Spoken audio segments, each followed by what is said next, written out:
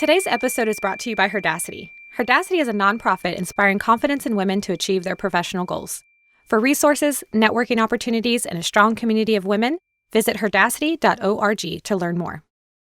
Welcome to HERdacious, a podcast for audacious women.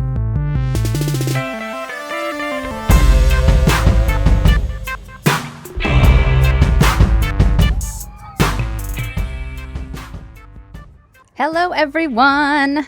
I'm Lorelei, and this is HERdacious, and I am so glad to be with you today. Joining me on the show today, I have licensed professional clinician and small business owner who is in private practice in Austin, Texas, Jobi Weinstein.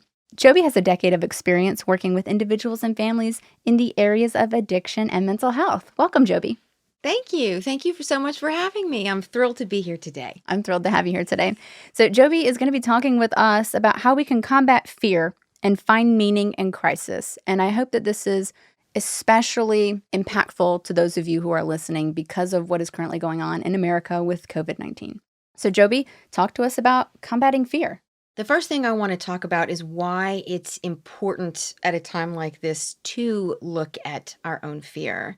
It's important because ultimately fear is not a foundation for effective decision making. And right now we're having to make a lot of decisions. We're having to think about a lot of different things in a lot of different ways. And in order for us to manage a crisis like this in the best way possible, we have to know how to step into a mental state that's going to give us the best advantage at doing that. So a healthy mindset. A healthy mindset, yes. We have a lot of reasons to be fearful right now. There's a lot of information being presented through the media, through television, whatever, that is definitely something that we can't turn a blind eye at. So this is not a conversation about Pollyanna thinking or blind optimism. This is definitely not what I'm encouraging. What I'm saying is that this is a time for us to be realistic about the nature of what's happening, honor the truth about what's happening, and at the same time, make a conscious decision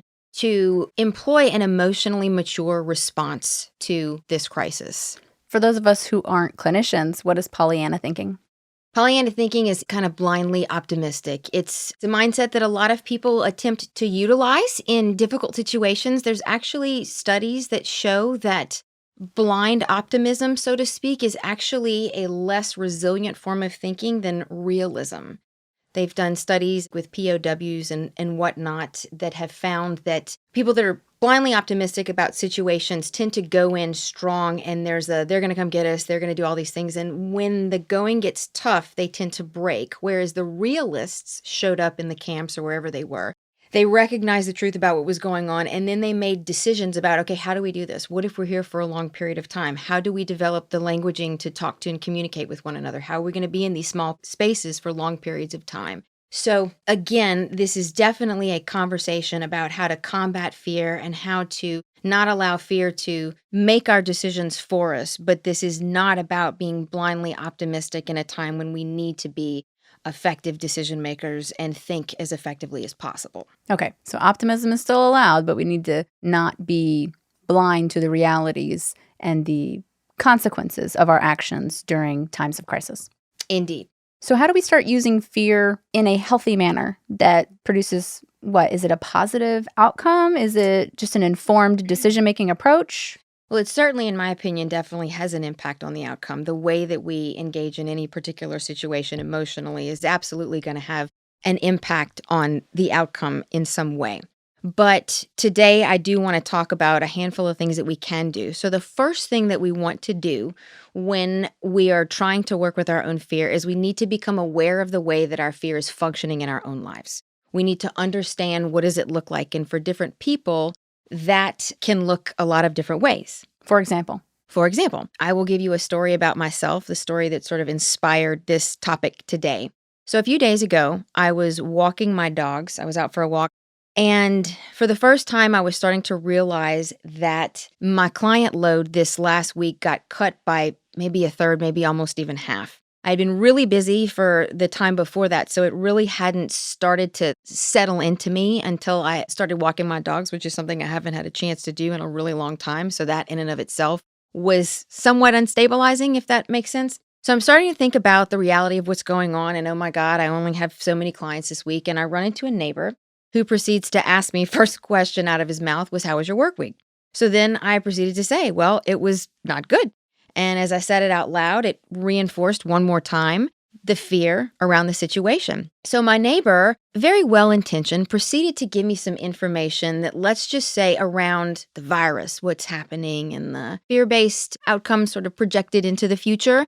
That, again, information that can be necessary. I was not in a space to receive that information at that time. I hadn't digested what I needed to digest. And so what happened is it threw me into a space. It threw me into a space, and this is the space that I'm here to talk about today. The place where suddenly you're living under a bridge, you don't have any money to eat, everything's gone awry, everybody's sick, you know what I'm saying? It's the worst case scenario. So what situations like that do is it brought forth my own particular, and for me at that point in time, it was a financial fear that surfaced. But it brought me to a really dark place. So 5 minutes earlier, I'm walking my dog. I'm doing somewhat okay. And within a couple of minutes after having this conversation, I look up and suddenly everything I see in shades of gray. Everything is dark, and no longer am I able to really compute or objectively sort of monitor what's going on in my reality because I'm so pulled in by this emotional weight of what I'm thinking. So his fear was somewhat contagious to you. Indeed. And he may not have been coming from a fear-based place. I'm not sure. One of the points I'm trying to make too is that even if it's somebody whose delivery is not fear-based, depending on the place that we're in, it still may trigger fear in us because of our own narratives, our own stories, the things that we tell ourselves. So what can we do once we get into these dark places to combat this? How can we prevent situations like this from happening, and how can we pull ourselves out once we get into it? So in hindsight, I didn't immunize myself against the fear, so to speak. How does one immunize oneself against fear? So in a situation like that, I might have, given the nature of this crisis, I might have said to myself, I'm about to go outside, walk my dogs. I haven't seen anybody in a little bit. I'm probably going to run into some people that have some ideas about what's going on. This is a really big deal. It's a buzz everywhere, and everybody's got their opinion about what's happening. I could have said, I'm going to get information that may shake me emotionally in some way, and I need to be ready for that. I could have made a decision to not engage. I could have changed the subject of the conversation. In hindsight, I know that there was space in that conversation for me to change the subject, but instead, I went down the rabbit hole, and then I found myself in that space. So it's basically, how do we immunize ourselves is number one, being aware of the fear, like I'm just explaining, and number two, being mindful of the ways that it may surface for you in your different day-to-day experiences, whether it's on the television, whether it's through YouTube or an article or running into somebody or wherever it is that you go. How is this fear surfacing, and how can I leave the situation? Can I politely excuse myself from the conversation, walk away, change the subject, turn the TV off, close the computer, whatever it is? So we have to be mindful about the way that we're going to receive different information. So with that said, I've got 5 tips, so to speak, for lack of a better word. On being mindful? On being mindful and on how we can prevent ourselves from getting into that space. Ooh, tell me. What's number 1? So number 1 is, don't get online or turn on the TV and go down the negative rabbit hole. Just don't do it. So a lot of us have an affinity. We do. You find yourself catching whatever it is, whether it's violence. As much as we know that it's not good for us, we find ourselves going into that place. Of course. So it's so easy. It's so easy to do it. And there's so much information in so many different places, from people, from online, from television, from articles, from in any way. So do the best that you can to minimize your exposure to that kind of information, to information about what's going on that generates unnecessary fear. The second thing is, make sure that you are aware of the kind of mental, emotional, psychological space that you're in before exposing yourself to this kind of information. Whoa, what does that mean? That means that if you've had an argument with somebody, if you're already in a fear-based place, if you just woke up on the wrong side of the bed, that you need to take into consideration the mental space that you're in before exposing yourself to information that can absolutely shake you at your core. We have to be mindful of that. That's what a lot of us at this point we're learning to do, but I don't think we quite know how culturally and as a society to really honor and respect the mental state that we're in, the limitations that we might have mentally before exposing ourselves to information that can be challenging. Okay. So let me explain how this functions. So let's say you go down the rabbit hole and you're a good person, you're self-aware, you're doing all your work on yourself to do the right thing, but you accidentally fall down into a rabbit hole. 3 hours later, some different things happen. You're cooped up in your house. Your thoughts are getting the best of you. You start going into a space like I just talked about. What's going to happen is your ability to just say everything's going to be okay or affirm yourself or to pull yourself out of that is going to become dramatically limited because you've exposed yourself in that way before. So it weakens us mentally when we expose ourselves to the negativity. When we're trying to get to a better space, it's going to diminish our effectiveness in doing that. So the more that we expose ourselves to, the more difficult it is for us to get into a good space when we get to that place where we actually want to. So it's like lowering your immune system. Exactly. Your tolerance is already lower, so your ability to be triggered is much easier. Indeed. This applies across the board. I mean, we're talking about the crisis, but I found myself doing this if I watch a scary movie, as simple as it is. I may go into, an hour after the movie and it's time to go to bed. All of a sudden, I'll find myself thinking some morbid thought about something that's certainly not a realistic potential, but my mind will go there. And I'll realize today I understand that it's because I let myself go into that space. And so now my mind, like attracts like, is drawn to and sort of buying into whatever new negativity starts to surface in the wake of the other negativity. Got it. So what's next? So the next thing is we want to be selective about our sources of information. Right. So basically, from what places, are we getting the information? And if we're watching it, if people delivering it, who's delivering the information, and are they delivering it in a way that gives us the truth about what's going on, but at the same time minimizing any unnecessary negative fear-based thinking. So it's important, there's a lot of fear-mongering. So my fourth point is that it may be easier when you're initially exposing yourself to information, it may be easier to read it first. It might be easier to read an article, and part of the reason why is because when you read something, it eliminates a lot of the other people's opinions, for sure. Opinions, the nonverbal languaging, gestures, all kinds of information that we get from visuals that would be eliminated if you make a decision to read it. You're able to be much more objective if you read information first. Then you can sort of decide what you think. And then your immunity toward hearing more about it from an individual is going to be a little bit greater because you've been exposed. Well, your critical thinking abilities have kicked in once you're reading it. You're processing the information you've obtained, and you're trying to sort out where that falls within your own experiences, your own needs, and your mindset. In your mindset, yes. And it's a less biased piece of information because it's absent the opinions and whatnot of whoever's delivering the information. Nice. Okay. So the final thing that I want to talk about, the fifth point, is that we want to expose ourselves to people and situations that are realistic and strong and positive in their mindset. In the kind of culture that we live in today, I think a lot of people are working on themselves. A lot of people are trying to better themselves, their inner mindset, their emotional state, and etc. But it doesn't change the reality that for the most part, there is a lot of fear-based thinking out there. So if you want to cultivate this kind of a mindset, if you want to be more resilient in how you think, it's not very realistic to think that this is something that we can do on our own.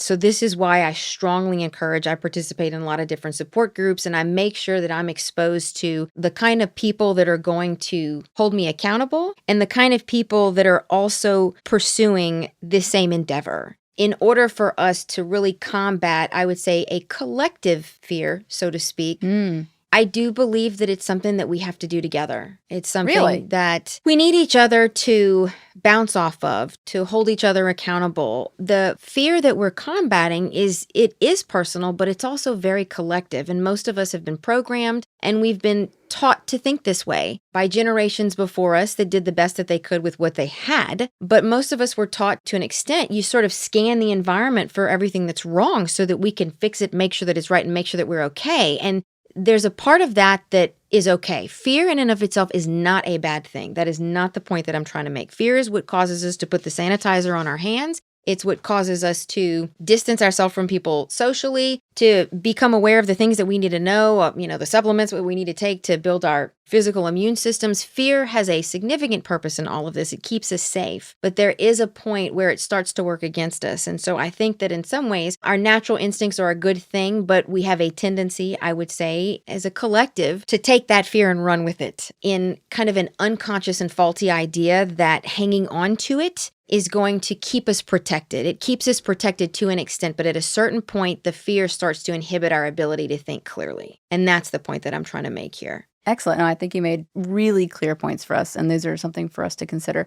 So to go back over them really quick, the first one is? The first one is don't go down the rabbit hole. Second one? The second one is make sure that you are aware of the space that you are in before you expose yourself to new information. I remember the third one. That's being selective about the information and the sources of information that you're consuming. Mm-hmm. The fourth one? The fourth one is it might be easier to read something rather than watch it. And the final one? The final one is try to expose yourself to like-minded people so that you can strengthen your ability to have a more resilient mindset. So find other resilient, positive people to be around. Mm-hmm. Excellent. Mm-hmm. Well, Jobi, you're an excellent and positive person to be around. We're going to have to take a quick break, so we'll be right back. Okay.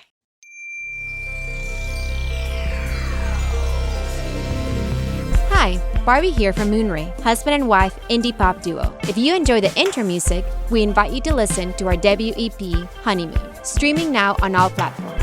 Visit www.moonray-music.com for more.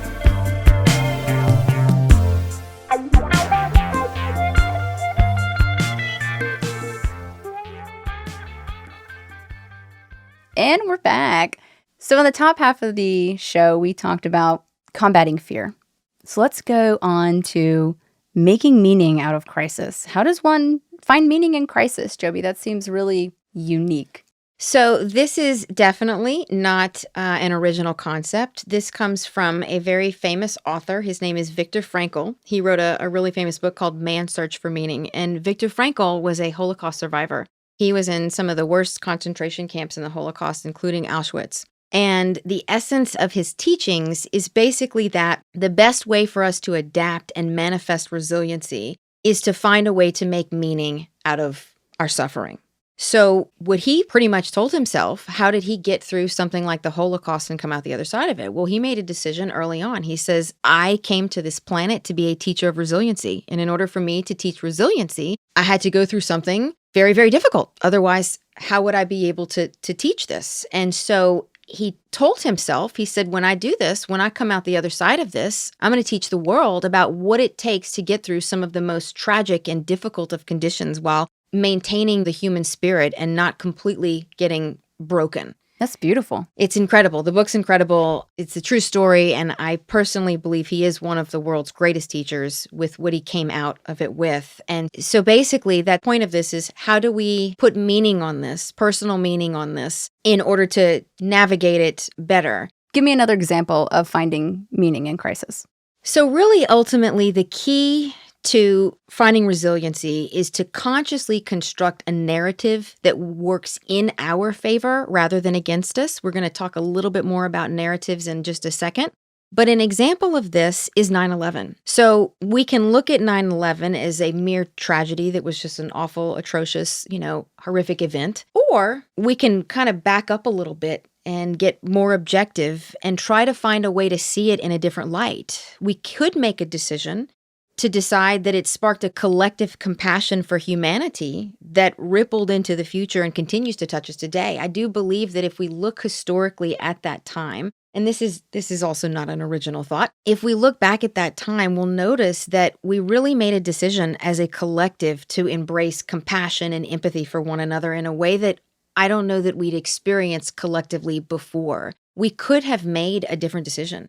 We could have become more fearful of each other. We could have spent most of our energy trying to retaliate or get back at the enemy. But really what we did was we made a decision to be there for one another. And that was what everybody was asking themselves is, how can I participate in this in a way that helps me help my fellow Americans? So it really sparked a very collective compassion toward one another. It is something today that we've been through together that I think has bonded us as a community, as a society, in a way that has a lot of meaning.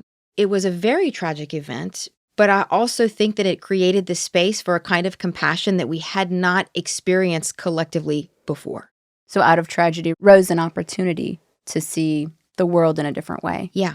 So we have that same opportunity today and in other future crises. We have that opportunity in any single thing that happens. And that's the point of today is how can we look at this in a way that makes us stronger rather than decreases our resiliency. Excellent. Well, if we're still working on finding meaning in some of these crises, that means some people are going to be stuck. Some people are going to be stuck in negative thinking. Some people are going to be stuck in the fear.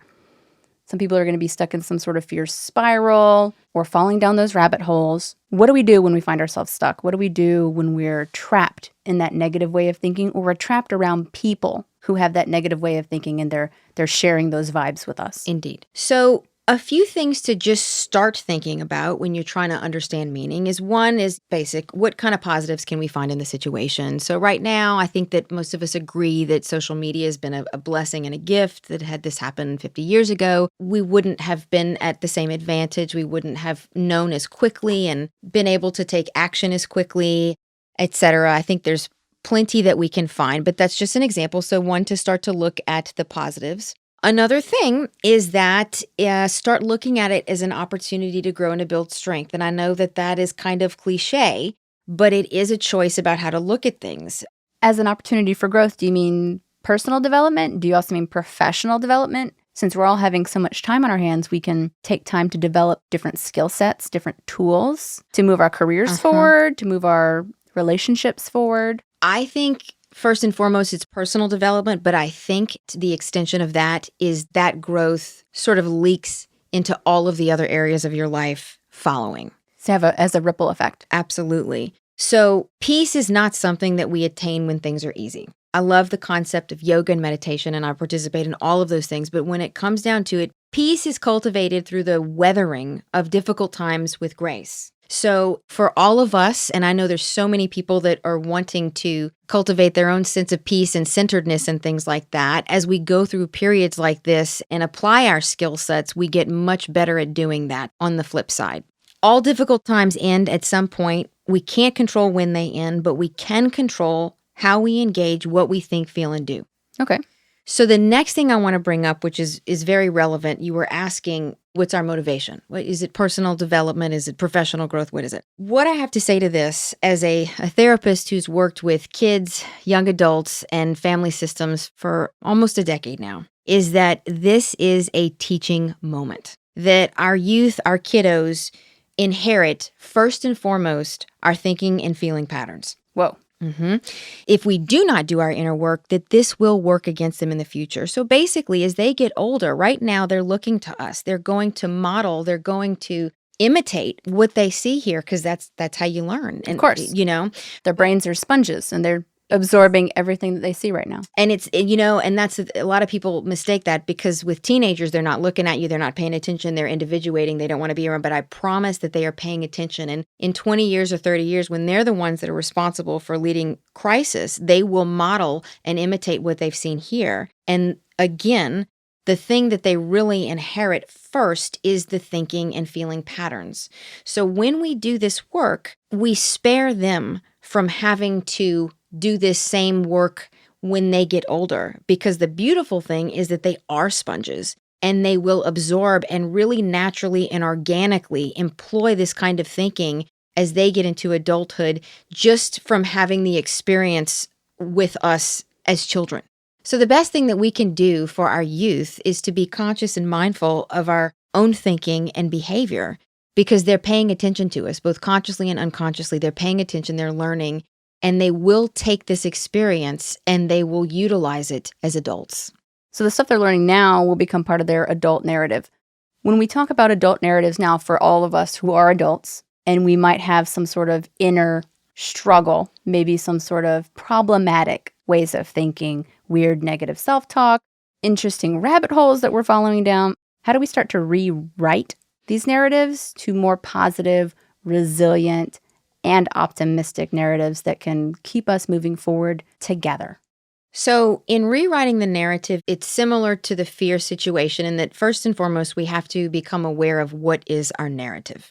So to do that, you want to sort of ask yourself some questions. Some good things to ask yourself is, am I denying the reality of the situation? Am I engaging in fear in a way that is unnecessary? And then ultimately, what can I tell myself that will allow me to contain the reality of the situation and build internal strength at the same time? Whoa. Those are a lot of questions to ask yourself. Yes. The first thing I want to say in rewriting the narrative is I want to explain what is a narrative in general, because when I talk about a narrative, I'm not necessarily talking about a story from beginning to end. A narrative is really a collection of words and ideas that trigger certain feelings that we cultivate over time. Okay. We talked about Viktor Frankl and the Holocaust and this huge kind of broad narrative over his purpose of being in something like that. But a narrative can come down to one of the things that I think a lot of people are struggling with is that they're at home and they may not have anything to do. Oh, yeah. And there's boredom. And the narrative is, I'm stuck at home. I don't have anything to do. What am I going to do with myself? What am I going to do with myself? I'm cooped up in this house. What am I going to do with myself? I don't know what to do. I don't know what to do. What can I do? What can I do? And we tend to unconsciously perpetuate and say these things to ourselves over and over and over. And so that's why it's usually unconscious. It's usually not on the conscious level. So that's sort of a more in the moment example of a much more basic narrative. The reason that the making of the meaning is significant is because it gives us the motivation that we need usually in that moment to counteract those thoughts. I always suggest, like for anyone that has kids, one narrative and purpose would be that I need to model to my children how to manage crisis in an evolved way so that as they get older, they're not contributors to a collective fear. So when you can start to really internalize something like that, you're much more able in those moments when you get those narratives like I'm cooped up in the house and I don't know what to do with myself, when you can remember that you've got a purpose there. If you've got kids in the house, that you've got a purpose, and it's not so much what you're doing, but it's rather how you're being. You're teaching them how to process this type of information in the most effective way possible. So that's the motivation for changing your thoughts. You understand? So It shifts from I'm cooped up in the house to this is a teaching moment. This is a teaching moment. Wow. Yes. That's incredible. So yes, it's a teaching moment. It gives us this sort of psychological stamina that we need during times like this. One thing I do want to also say is that this is not necessarily about having to do something physically. The inspiration for the physical action will always come from the inner shift and the internal work. You may decide, so when I had my experience and I was walking my dogs and I talked to my neighbor, I went into that space and I came out of it and I said to myself, I need to help people become more aware of feelings of fear and to help them make choices that minimize the spreading of fear. And I decided in that moment, I said, that's what I'm going to do here. And then I said, okay, I'm going to do a post on Facebook and I'm going to do a meeting and that's what I'm going to dedicate my time to. And certainly, sure enough, I came out of it. And now I have a purpose. And, here I'm sitting here talking about it. And at the very least, I can tell you that I'm not sitting in the same financial fear that I was 2 days ago. That's a heck of a realization. Mm-hmm. And I love that you were so mindful of that moment, that you were able to take these big things away from it and put them into action. Positive, healthy action. It's beautiful. Thank you. Well, and it works. Ultimately, it works to get us into the spaces that we need to get into. So the last point that I want to talk about is that with all of this said, I want to make sure that it's clear that I'm not creating an us against them scenario. So we need to be forgiving of ourselves for the ways that we have been sources of negativity. Because the negativity that I'm talking about is not over there. I'm talking about you and me. Those people are us. That this isn't about being divisive or exclusive, that this is about really giving yourself grace. This is about giving yourself grace and recognizing, like I said, this isn't me and you talking about all the bad people out there that are giving information, because every one of us has endorsed this. Every one of us has engaged in it. And we've all been the instigators of fear at some point. And for all of the people that are, self-aware and working on themselves, I think that we all know that when we come across somebody that's negative, they're really just reflecting back to us our own internal negativity. So it's about being accountable for all of our sides, our dark sides and our light sides, and making sure that the dark sides don't end up having power over us in ways that determine our behavior and our choices. That's wonderful. And that's wonderful closing advice. Thank you so much, Jobi. Well, thank you so much for having me. This has been delightful. I couldn't have said it better myself. You have been delightful. And I really think that the information you share with us today will be so impactful in building positivity and resilience and giving ourselves grace during this challenging time. So I would like to end the show with our Femme fact to stimulate your brains and share some more random female awesome history with you. So Jobi, do you know how much a cubic foot of water is? No. It's about 7.5 gallons. Okay. Wow. Every minute, about 4 million cubic feet of water runs over the Niagara Falls 167-foot drop, giving Niagara one of the highest flow rates in the world. It is over this incredible waterfall on the U.S.-Canadian border that a Miss Annie Edson Taylor aimed for financial success by taking a ride inside of a barrel down Niagara Falls. No. Yes. In fact, Annie Edson Taylor was not only the first woman to ride the falls, but she was the first person to survive a trip over the falls.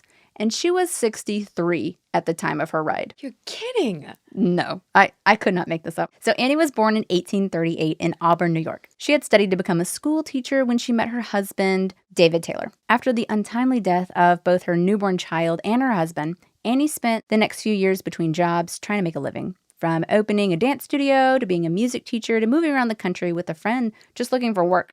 Unfortunately, all of these efforts were unsuccessful. And with a fire to secure her financial future, Annie opted for the most obvious path to a stable income, profiting from the publicity that would surely follow being the first person to survive a trip down Niagara Falls. Naturally. So 2 days before Annie's historic excursion, she sent a domestic cat down the falls in her custom-made barrel, which was padded with a mattress, in order to test the strength of the barrel. Amazingly, it's okay. The cat survived, y'all, with a bleeding head and probably a lot of anxiety about enclosed spaces. But the cat survived. So on Annie's 63rd birthday, she and her custom barrel were put over the side of a rowboat and set adrift for the falls. No. The trip and the plunge lasted less than 20 minutes, and Annie survived with only a matching gash on her head like the stunt cat before her. Now, while Annie had hoped for fame and fortune from this daredevil stunt, unfortunately, that was not to be. Annie ended up dying at the age of 82 and was buried next to other daredevils at the Stunter's Rest section of Oakwood Cemetery in Niagara Falls. So for those of you wondering if this barrel riding stunt would warrant more success today, I might advise against it. Annie's words to the press after her journey were as follows. "If it was with my dying breath, I would caution anyone against attempting the feat. I would sooner walk up to the mouth of a cannon, knowing it was going to blow me to pieces, than make another trip over the falls." Since then, about 14 other people have gone over the falls, and not all of them have survived. Notably, one of the survivors was a 100-year-old turtle. However, his human companion didn't make it. So, barrel riding, safe for those in Hobbit movies, not in real life. And that is the end of our episode. I hope we were able to end it on a higher note for y'all. Until next time, stay resilient.